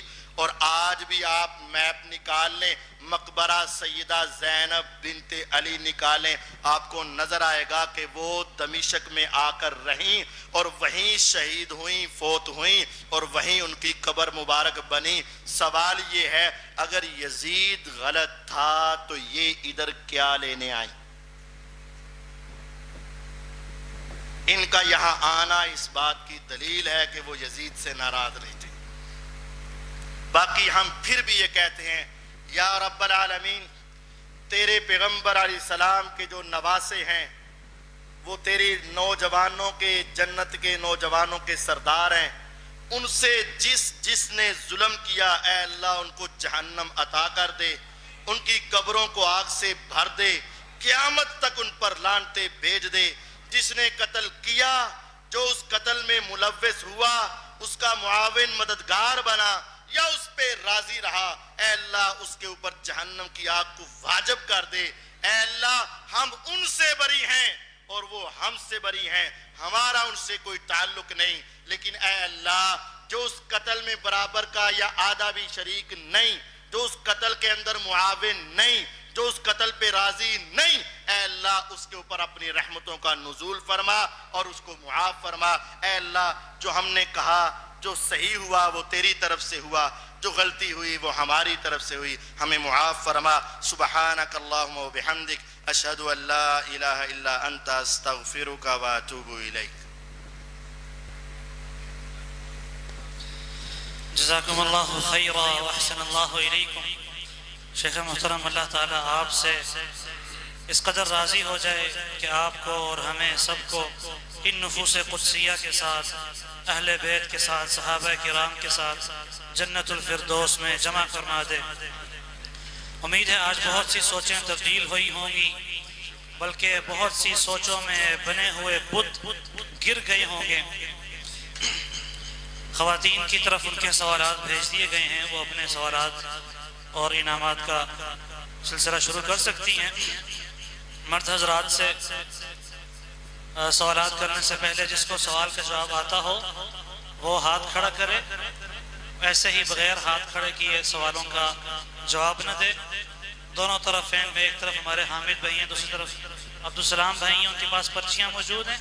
جس بھائی کے پاس سوالات ہوں جو شیخ محترم سے سوال کرنا چاہتے ہیں اور شیخ محترم سے سوال کرنے کے لیے ان بھائیوں سے پرچیاں لے کر ان پرچیوں پر سوال لکھ لیں۔ آبا احباب سے پہلا سوال یہ ہے، خلیفہ کے انتخاب کے لیے 4 طریقے شیخ محترم نے بتائے ہیں، وہ چاروں طریقے کیا ہیں؟ جی کون سے؟ وہ جی آپ اونچی آواز سے کہنا، شیخ صاحب کو آواز آئے۔ جی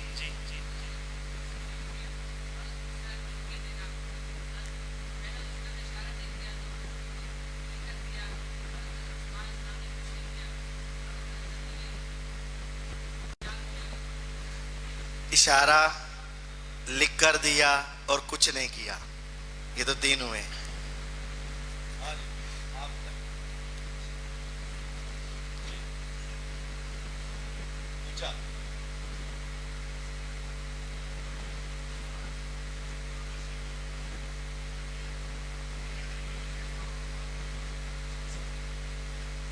ٹھیک ہو گیا، جواب درست ہے، ماشاء اللہ۔ انعام کے اندر ایک کتاب نماز نبوی ہے اور ایک انتہائی اہم کتاب ہے جس کا اس موضوع سے بہت گہرا تعلق ہے، جس کو لکھنے والے کویت کے بہت بڑے عالم دین شیخ عثمان الخمیس حفظہ اللہ ہے، جن کی کتاب کا نام ہے دل سے دل تک، بہت عمدہ کتاب ہے۔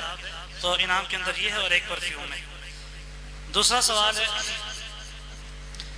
حضرت حسین رضی اللہ عنہ سے بیعت کا مطالبہ کرنے والے مدینہ کے گورنر کا نام کیا تھا اور اس کو جواب حضرت حسین نے کیا دیا تھا؟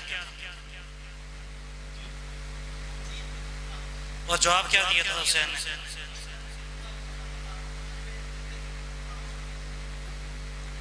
ماشاءاللہ، جواب درست ہے۔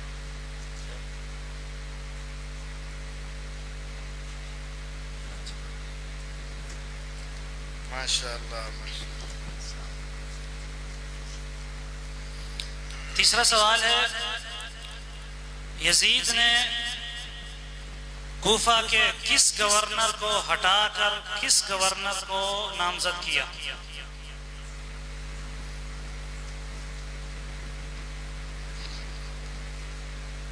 مجھے پہلے ہی پتا ہے۔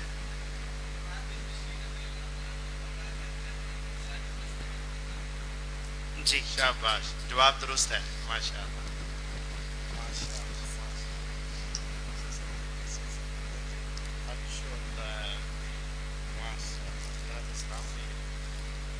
چوتھا سوال ہے،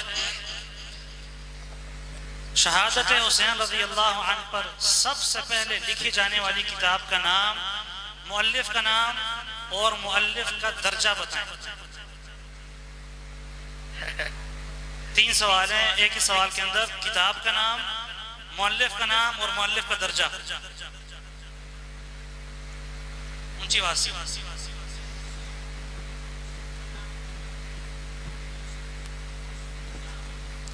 جی ابو مخنف لوط بن یحییٰ۔ ٹھیک ہے ٹھیک ہے، اتنی غلطی ہے، چل جاتی۔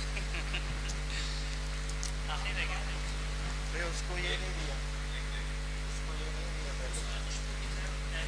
اچھا،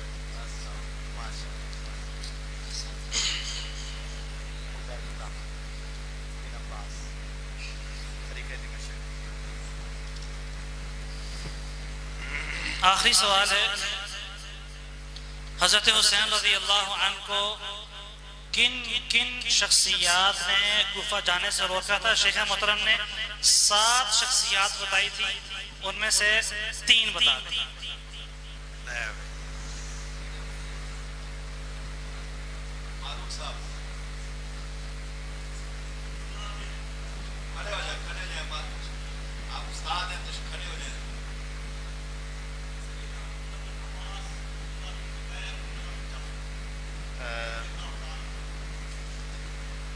جواب درست ہے، ماشاءاللہ۔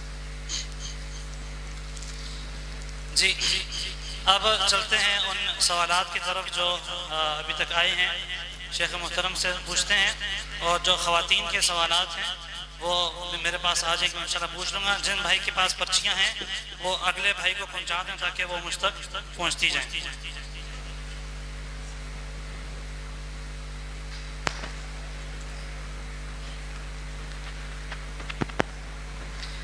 حسن اللہ علیکم. شیخ محترم، آپ نے کہا کہ ظالمین پر اعتبار نہیں، مظلومین نے واقعہ سنایا نہیں، تو واقعہ آپ نے کہاں سے سنایا؟ بہت اچھا سوال ہے. ظالمین پر اعتبار نہیں، مظلومین نے بتایا نہیں، تو آپ نے کہاں سے بتایا؟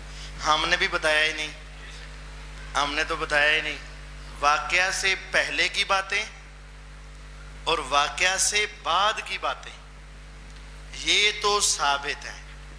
اس واقعہ کے دوران کی باتیں یوں سمجھیں جیسے غزوہ بدر ہوا، بدر سے پہلے حضور گئے، صحابہ کے قافلے کو پکڑنے، یہ پہلے کی بات ہے.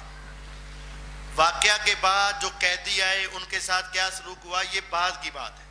لیکن بدر کیسے برپا ہوا یہ اندر کا واقعہ ہے. اسی طرح کربلا سے پہلے مدینے کا، مکے کا سفر آنے جانے کا، یہ کربلا کے واقعہ سے پہلے کی باتیں ہیں. یہ باتیں کتاب و سنت میں ہیں. اس موقع پر پھر کیا کیا ہوا یہ کسی جگہ پر نہیں. اس کے بعد کی باتیں کہ جو صحابہ نے کن کو غلط کہا اور وہ بعد کی باتیں وہ تو صحیح بخاری وغیرہ میں. اصل جو واقعہ کہانی بنائی جاتی ہے وہ کسی جگہ پہ ہے نہیں اور میں نے سنائی بھی نہیں. نہیں تو آپ تقریر سن لینا، یہ کربلا سے پہلے اور بعد کی ساری باتیں سنائی ہیں. واقعہ تو میں نے 1 منٹ میں سنایا کہ وہ شہید ہو گئے بس. یہ کئی سوالات ایک ہی سوال کی طرف اشارہ کر رہے ہیں کہ آپ صحیح بخاری کی حدیث نمبر 2812 کی وضاحت کر دیں. صحیح بخاری میں ایک حدیث آتی ہے 2812 نمبر، اور یہی حدیث صحیح بخاری میں 447 نمبر آتی ہے. اس کا تفصیلی جواب تو الوی میڈیا نہر اسٹوڈیو پر میں نے پونے گھنٹہ اور 1.5 گھنٹے کی پوری تفصیل میں 30 حوالوں سے اس کا جواب دیا ہوا ہے. تفصیل آپ وہاں سے سن سکتے ہیں. صرف ایک بات سنا کر بات ختم کرتا ہوں اس کے جواب میں. جو شخص 2812 سمجھنا چاہتا ہے وہ مستدرک حاکم کی حدیث 2653 2653 وہ جا کر پڑھ لے. اس حدیث کا جواب وہاں موجود ہے کہ جب صحابی ابو سعید الخدری رضی اللہ تعالی عنہ جو بخاری میں بھی اس حدیث کے راوی ہیں، مستدرک حاکم میں بھی اسی حدیث کے راوی ہیں، جب ان سے پوچھا گیا کہ خوارج کے بارے میں کوئی حدیث سنائیں تو انہوں نے کہا عمار کو ایک باغی گروہ قتل کرے گا. انہوں نے خوارج کے بارے میں یہ حدیث سنائی تو صحیح مستدرک حاکم 2653 نمبر حدیث میں وضاحت ہے کہ حدیث عمار کا تعلق معاویہ رضی اللہ عنہ سے نہیں ہے بلکہ حدیث عمار کا تعلق خوارج کے ساتھ ہے. مستدرک حاکم میں حدیث میں مینشن ہے. ابھی اسلام 360 سے نکال کر پڑھ سکتے ہیں، اور اگر تفصیلی جواب چاہیے تو بعد میں مل بھی سکتے ہیں. اسی حوالے سے اگلا سوال یہ ہے کہ یہ مستدرک حاکم والی روایت میں خوارج کا ذکر ہے، جبکہ بعض علماء اہل حدیث نے یہ کہا کہ ابو الغادیہ نے حضرت عمار بن یاسر کو شہید کیا اور انہیں صحابی بھی ڈکلیئر کیا. تو کیا صحابی خوارج میں سے تھے؟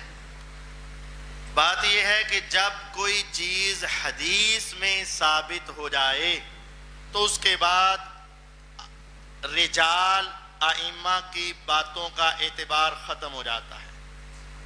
جب حدیث میں مینشن ہو گیا کہ خوارج ہے تو فقط خوارج ہے. ابو الغادیہ رضی اللہ عنہ خارجی نہیں ہیں، یہ صحابی ہیں، اور ابو الغادیہ رضی اللہ عنہ وہ صحابی ہیں جنہوں نے بیعت رضوان میں حضور کے ہاتھ پر بیعت کی، نبوت کی زبان بولی. جامع ترمذی میں لکھا گیا لا يدخل النار احد ممن بایا تحت الشجرہ، آج جس نے میرے ہاتھ پہ بیعت کر لی جنت پر واجب ہوئی، جہنم اس پہ حرام ہوئی. ابو الغادیہ وہ صحابی ہیں جنہوں نے حضور کے ہاتھ پہ بیعت کی. صحیح جامع ترمذی کی حدیث کی بنیاد پر ابو الغادیہ رضی اللہ عنہ کنفرم جنتی ہیں. ان کو خارجی کہنا یا قاتل عمار کہنا بہت بڑی غلطی ہے جس کی ہم تائید نہیں کر سکتے. آپ نے مکہ اور مدینہ میں میجورٹی کا ذکر کیا، تو کیا اسلام میں میجورٹی کا تصور ہے؟ جی بالکل، اسلام میں میجورٹی کا تصور ہے کہ جب اکثریت کسی کو خلیفہ مان لے تو وہ خلیفہ ہوتا ہے، جیسا کہ ابو بکر صدیق رضی اللہ تعالی عنہ کے اوپر جب سارے اکٹھے ہونے لگے تو وہ میجورٹی کا ذکر ہے اس میں۔ کیا کعبے کو یزید کے دور میں جلایا گیا تھا؟ اگر ہاں تو کیوں؟ صحیح مسلم کی ایک روایت ہے کہ کعبے کو آگ لگ گئی۔ اب یہ الفاظ کی ہیر پھیر ہے، بعض لوگ اس کو اپنے زبان میں بیان کرتے وقت کہتے ہیں یزید کے فوجیوں نے کعبے کو آگ لگا دی، جبکہ صحیح مسلم کے اندر یہ ہے یزید کے دور میں کعبے کے غلاف کو آگ لگ گئی۔ لگنا اور لگانا اس میں بڑا فرق ہے۔ کوئی بندہ کہے کہ مسجد کے میٹر کو آگ لگ گئی تو ٹھیک ہے، لگ گئی۔ کوئی بندہ کہے کہ فلاں قاری صاحب نے آگ لگا دی تو اس میں بڑا فرق ہے۔ تو یہ جو آگ لگانے والے ہیں نا، وہ در حقیقت اسلام کو آگ لگانے والے ہیں اور مسلمانوں کے درمیان آگ لگانے والے ہیں۔ شریعت میں، کتاب و سنت میں، صحیح مسلم میں یہ ہے کہ آگ لگ گئی۔ اب کیسے لگی، کس نے لگائی، یہ تو نہیں بتایا گیا، تو اپنی مرضی سے کسی کو اس کا مورد الزام ٹھہرانا یہ غلط بات ہے۔ یزید نے یا اس کے ساتھیوں نے نہیں لگائی۔ شیعہ کے عقائد کے بارے میں صحیح اور مستند کتب بتا دیں۔ ان کے عقائد کی جوابات کے حوالے سے کہ یہاں موجود ہیں، جوابات کے حوالے سے شیخ سعد الشسری رحمہ حافظ اللہ تعالیٰ نے عربی کے اندر لکھی، اردو کا ترجمہ موجود ہے، عقائد اثنا عشریہ، بہت اچھی کتاب ہے۔ اور ہمارے استاد گرامی مولانا خاور رشید بٹ صاحب نے کتاب لکھی عقائد شیعہ، اور اسی طرح پھر آپ جو بھی ان کے رد میں کتابیں لکھی گئی ہیں اہل سنت کی آپ پڑھیں گے تو آپ کو پتہ چل جائے گا۔ ایک ہی کتاب میں مشکل ہے سارے عقائد ملنا۔ مرزا جیلمی سے ہمارا اختلاف کیوں، اختصار سے بتا دیں۔ مرزا جیلمی سے ہمارا اختلاف اس وجہ سے ہے کہ وہ قرآن اور حدیث کا ترجمہ غلط کرتا ہے، قرآن اور حدیث کا مفہوم غلط بیان کرتا ہے۔ اور مرزا جیلمی سے ہمارا اختلاف عقیدے کا ہے، اللہ کے بارے میں، عقیدے کا ہے رسول اللہ صلی اللہ علیہ وسلم کے بارے میں، اور اس کے بعد ہمارا اختلاف نماز کا ہے۔ عقیدے کا اللہ کے بارے میں اختلاف یہ ہے، ہم یہ کہتے ہیں کہ اللہ رب العزت روز قیامت جنتیوں کو جنت تو ضرور دے گا، لیکن کسی کو اپنے برابر کا یا اپنے سے چھوٹا خدا نہیں بنائے گا۔ اور مرزا صاحب کہتے ہیں جنتیوں کو اللہ منی خدا بنا دے گا، منی گاڈ بنا دے گا۔ یہ ہمارا ان سے عقیدہ ہے اللہ کے عقیدے کے حوالے سے۔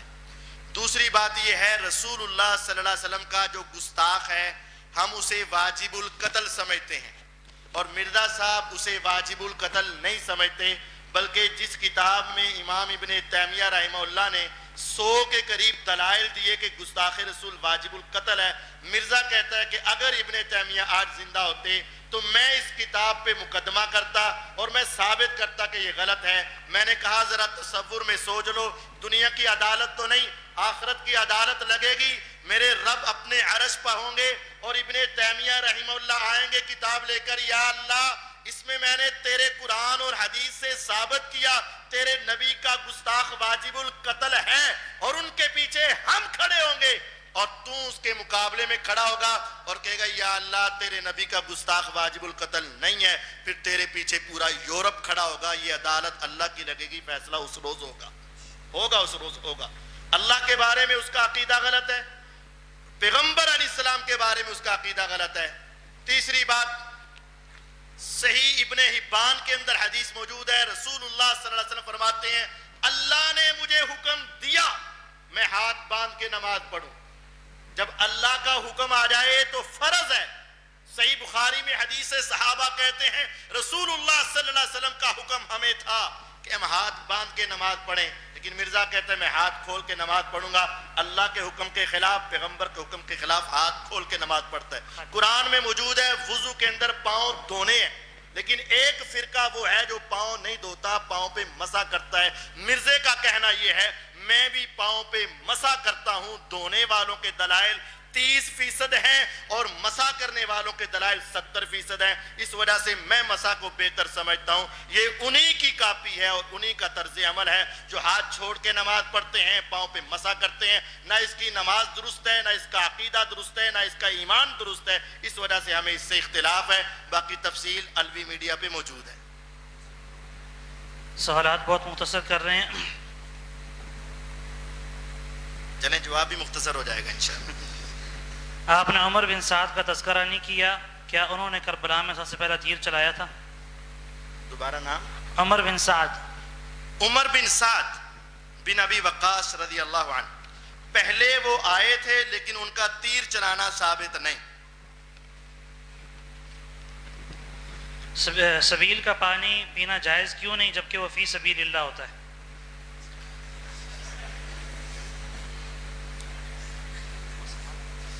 رسول اللہ صلی اللہ علیہ وسلم کے پاس ایک صحابی آئے اور آ کر کہا حضور میں اللہ کے نام پر ایک جانور بوانہ جگہ پہ ذبح کرنا چاہتا ہوں، کر لوں؟ فرمایا کیا وہاں کوئی میلہ تو نہیں ہے، وہاں کوئی جاہلیت کے رسم و رواج تو نہیں ہے؟ فرمایا نہیں. فرمایا کر لو. اس کا مطلب یہ ہے اللہ کے نام کا بھی اس وقت اور وہاں کرنا ہے جہاں جاہلیت کے رسم و رواج نہ ہو، چونکہ اس روز جاہلیت کے رسم و رواج ہیں، اس وجہ سے ان کا تعاون نہیں کرنا ہے. کافی سارے سوالات ایک ہی بات کی طرف اشارہ کر رہے ہیں کہ حسین رضی اللہ عنہ کا سر گھمایا گیا، پھر عبید اللہ بن زیاد نے اور یزید نے اس پہ چھڑی ماری، اور انس بن مالک رضی اللہ عنہ نے کہا کہ اس پہ چھڑی نہ مارو، میں نے نبی صلی اللہ علیہ وسلم کو حضرت حسین کے ہونٹوں کو چومتے ہوئے دیکھا ہے. اس کا تفصیلی جواب میری کتاب میں اور الوی میڈیا پر موجود ہے. مختصر یہ ہے عبید اللہ بن زیاد کے پاس سر لے جایا گیا تھا، لیکن یزید کے پاس اس کے سر کا جانا ثابت نہیں ہے. آپ نے 12 خلفاء والی روایت پڑھی ہے، جبکہ یہ بھی روایت آتی ہے کہ 30 سال خلافت رہے گی، اس کے بعد بادشاہت یعنی ملوکیت شروع ہو جائے گی. تو دونوں کو جمع کس طرح کریں گے اور ملوکیت بدنام کیوں ہے؟ جی جب دو آیات یا دو احادیث ظاہری طور پر ٹکرا رہی ہوں تو ان کو ایسا معنی لیا جاتا ہے کہ دونوں درست ہو جائیں. تو ایک روایت میں آتا ہے خلافت 30 سال تک ہے، دوسری روایات میں آتا ہے خلفاء 12 ہیں. ان کو جمع ایسے کریں گے کہ خلافت علی منہاج النبوہ 30 سال تک ہے اور خلافت اسلامیہ 12 سال تک ہے. دوسرے لفظوں میں سمجھو 100/100 خلافت 30 سال تک ہے، 100/95 خلافت 12 خلفاء تک ہے. ملوکیت جو پہلے والی خلافت ہے اس کا ایک نام ہے خلافت علی منہاج النبوہ، جو بعد والی خلافت ہے اس کے 2 نام ہیں. اس کو رحمت والی بادشاہت بھی کہا گیا ہے سلسلہ صحیحہ مترجم 1447 نمبر حدیث میں، اور اس کو خلافت بھی کہا گیا ہے 4710 نمبر حدیث میں. تو بعد والی خلافت جو 95% نمبر ہے مثال دی ہے، وہ 2 نام رکھتی ہے، ملوکیت بھی خلافت بھی. جو پہلے والی خلافت ہے اس کا ایک نام ہے خلافت علی منہاج النبوہ. آخری 2 سوالات ہیں. اہل سنت نعرہ لگاتے ہیں ہر صحابی نبی جنتی جنتی، جبکہ حدیث میں آیا کہ قیامت کے دن کچھ لوگوں کو نبی علیہ الصلوۃ والسلام کے پاس جانے سے روکا جائے گا اور اللہ کے نبی کہیں گے اصحابی اصحابی، یہ میرے صحابہ ہیں. صحیح مسلم کی یہ روایت ہے، اور یہ روایت اگر اگلی اور پچھلی ملا کر دیکھی جائے تو وہاں 3 الفاظ ہیں. ایک حدیث میں اصحابی ہے، دوسری میں امتی ہے، تیسری میں اصحابی ہے. تو جہاں یہ حدیث ہے اس سے پہلے بتایا گیا ہے کہ یہ وہ افراد جنہوں نے حضور کے بعد دین بدل لیا. تو نبی صلی اللہ علیہ وسلم جب اس دنیا سے گئے اس وقت وہ ظاہری طور پر صحابی تھے، لیکن جب آپ اس دنیا سے چلے گئے تو وہ اس دین سے بدل گئے. اب وہ صحابی نہیں رہے. صحابی کی تعریف سنیں، جس نے ایمان کی حالت میں نبی صلی اللہ علیہ وسلم کو دیکھا یا ملاقات کی اور ایمان کی حالت میں فوت ہوا، وہ صحابی ہے.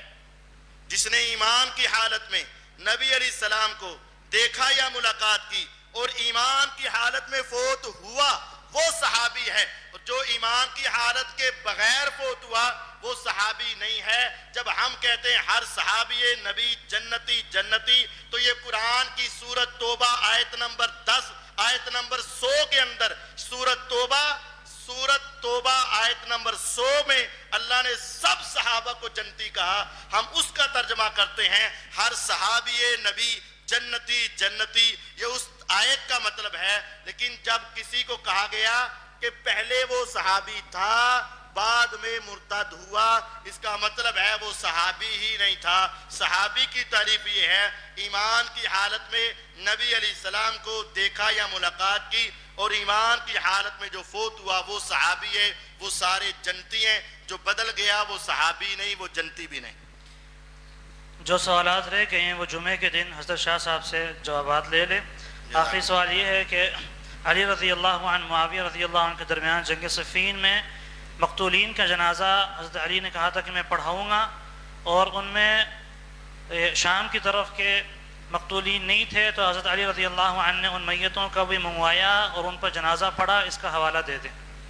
یہ بات ہم نے کی نہیں ہے، اس وجہ سے حوالہ ہم نہیں دیں گے۔ جو کرتا ہے وہ والا دے گا نا، انہوں نے تو کی نہیں ہے بات، اور نہ میرے علم میں ویسے اس کا کوئی بات نہیں۔ شمر کے بارے میں کہا جاتا ہے کہ یہ سیدنا حسین رضی اللہ عنہ کا ستیلا ماموں تھا، شمر ذوالجوشن۔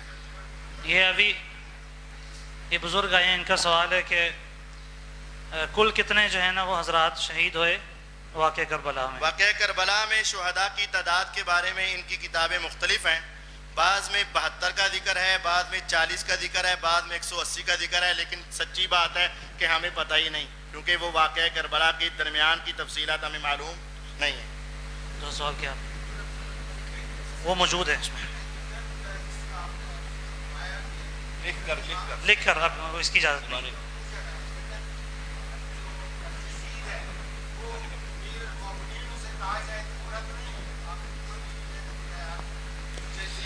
تمام احباب کا بہت بہت شکریہ، جزاکم اللہ خیرہ۔ نیچے کھانے کے لیے تشریف لے جائیں۔ جائز ہے۔